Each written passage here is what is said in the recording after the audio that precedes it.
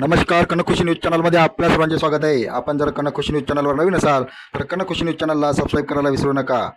बघूया आजच्या ताज्या आणि ठळक बातम्या कनकखुशी न्यूज चॅनलवर. डॉक्टर अतुल लामसंगेकडून. हिंगणा MIDCमधील प्रसिद्ध महिंद्रा कंपनीमधील कामगारांनी केले आंदोलन. 8 तास मुख्य प्रवेशद्वारासमोर चालले हे आंदोलन. चोख पोलीस बंदोबस्त, राखीव पोलीस दलाला सुद्धा पाचारण करण्यात आले. केंद्र सरकारच्या नियमानुसार ITI, पॉलिटेक्निक आदी तांत्रिक शिक्षण घेतलेल्या युवकांना 3 वर्षासाठी रोजगार देऊन कुशल कामगार म्हणून प्रशिक्षण देण्याची प्रक्रिया सुरू आहे. मात्र या प्रक्रियेमुळे सध्या कार्यरत असलेल्या अस्थायी कामगाराच्या रोजगाराच्या सुरक्षेचा प्रश्न निर्माण झालेला आहे. कंपनीत 1000हून अधिक अस्थायी कामगार असून काही जण 15 वर्षापासून किंवा त्यापेक्षा अधिक वर्षापासून काम करत असेल. त्यामुळे वय झाल्यानंतरही रोजगाराचे काय, असा प्रश्न कामगारांनी उपस्थित केला. आंदोलनाच्या पार्श्वभूमीवर व्यवस्थापकाकडून काही कामगारांना तसेच व्हॉट्सअप ग्रुपच्या ॲडमिनला नोकरीवरून कमी करण्याचा इशारा दिलेला होता. त्याचा संताप म्हणून हिंगणा MIDC परिसरातील महिंद्रा अँड महिंद्रा कंपनीतील अस्थायी कामगारांनी स्थायी नियुक्तीसह विविध मागण्यासाठी मंगळवारी कंपनीच्या मुख्य प्रवेशद्वारासमोर 8 तास ठिय्या आंदोलन केले. परिसरात तणाव वातावरण निर्माण झाले. MIDC पोलिसांना व राखीव पोलीस दलांना बंदोबस्तासाठी पाचारण करण्यात आले. दरम्यान दुपारी कंपनी व्यवस्थापक आणि कामगार प्रतिनिधीमध्ये चर्चा झाली. 3 महिन्यात सकारात्मक निर्णय घेण्याचे आश्वासन मिळाल्यानंतर दुपारी 2 वाजता आंदोलन मागे घेण्यात आले. ब्रिजलाल रघुवंशी आणि उद्योगमंत्री उदय सामंत यांच्याशी दूरध्वनीवरून संपर्क साधून कामगाराच्या मागण्या मांडल्या. सामंत यांनी केंद्र सरकारच्या योजनेतील नियमांची माहिती देऊन महिंद्रा अँड महिंद्रा व्यवस्थापनाशी चर्चा करून 3 महिन्यात योग्य मार्ग काढू असे यावेळी आश्वासन देण्यात आले आणि आंदोलन मागे घेण्यात आले. आज तरुण विद्यार्थी आणि कामगार आपल्या हक्कासाठी लढताना दिसून येत आहेत. आदिवासी वसतिगृहात सुद्धा आंदोलन सुरू आहे. राज्य सरकारची यामुळे कोंडी झालेली आहे. आदिवासी विकास विभागामध्ये मुख्यमंत्र्यांशी चर्चा करून असा पवित्रा पुण्यातील आंदोलकांनी घेतलेला आहे. त्यामुळे सरकारसमोर मोठी कोंडी. विभागाअंतर्गत येणाऱ्या शासकीय वसतिगृहामध्ये प्रवेशासाठी 30 वर्षाच्या वयोमर्यादेच्या शासन निर्णयाला राज्य सरकारने स्थगिती दिली. मात्र हा शासन निर्णय पूर्णतः रद्द करण्यासह अन्य मागण्या प्रलंबित असल्यामुळे विद्यार्थी आंदोलनावर ठाम आहेत.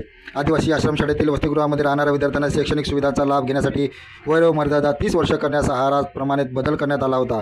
या निर्णयामुळे विद्यार्थ्यांमध्ये तीव्र असंतोष निर्माण झाला. या वयोमर्यादेमध्ये बदल करण्यात यावा व अन्य मागण्यासाठी महाराष्ट्र राज्य आदिवासी विद्यार्थी कृती समितीच्या वतीने नाशिकच्या ईदगाह मैदानावर 8 दिवसापासून उपोषण सुरू आहे. नागपूर, पुणे, नाशिकसह राज्यातील विविध ठिकाणी आदिवासी युवकांचे आंदोलन सुरू आहे. नाशिकच्या ईदगाह मैदानावर लक्ष्मी जाधव, विवेक गावित आणि राहुल पावरा 3 दिवसापासून उपोषणाला बसले आहेत. काही युवकांचे आंदोलन गेल्या 9 दिवसापासून सुरू आहे. उपोषण मागे घेण्यासाठी प्रशासनाकडून आंदोलकाशी चर्चा सुरू आहे. 14 ऑगस्टचा शासन निर्णय स्थगित न करता पूर्णतः रद्द करावा.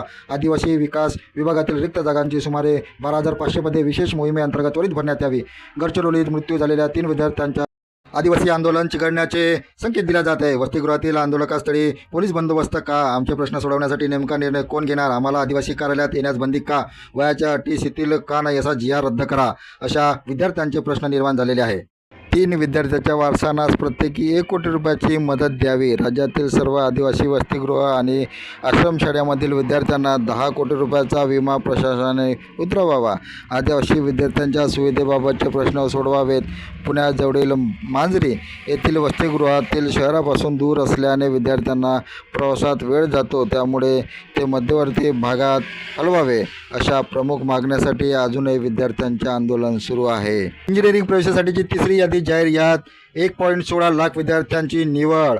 4थी यादीसुद्धा लागणार प्रवेशासाठी. महाराष्ट्र राज्य CET सेलतर्फे शैक्षणिक वर्ष 2026-27साठी BE-BTech अभ्यासक्रमाच्या केंद्रभूत प्रवेश प्रक्रियेतील 3री यादी जाहीर करण्यात आली.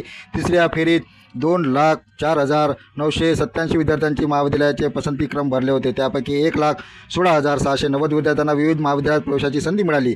यामध्ये 11,505 विद्यार्थ्यांना प्रथमच अभियांत्रिकी महाविद्यालयात प्रवेश मिळाला असून 1,05,185 विद्यार्थी बेटरमेंट्स आहेत. पहिल्या 6 पसंतीपैकी महाविद्यालयांना मिळालेल्या 9,766 विद्यार्थ्यांचे प्रवेश ॲटो फ्रीज झालेले आहेत. त्यांनी प्रवेश नाकारल्यास 4थ्या फेरीत सहभागी होता येणार आहे. राज्यात अभियांत्रिकीच्या 2,03,270 जागा उपलब्ध असून पहिल्या 2 फेऱ्यात 62,609 प्रवेश झालेले आहेत. 3ऱ्या फेरीत विद्यार्थ्यांनी 25 ते 28 ऑगस्ट दरम्यान महाविद्यालयात हजर राहून प्रवेश निश्चित करावा. 4थी फेरीसाठी रिक्त जागा 29 ऑगस्टला जाहीर होईल. धन्यवाद. आपण बघत होता कनकखुशी न्यूज चॅनलवर आजच्या ताज्या बातम्या. आपण कनक कृषी न्यूज चॅनलला सबस्क्राईब करा आणि आपले कॉमेंटसुद्धा द्या. तर बघत रहा नियमित कनक कृषी न्यूज चॅनलवर ताज्या ठळक बातम्या नियमित बघत रहा.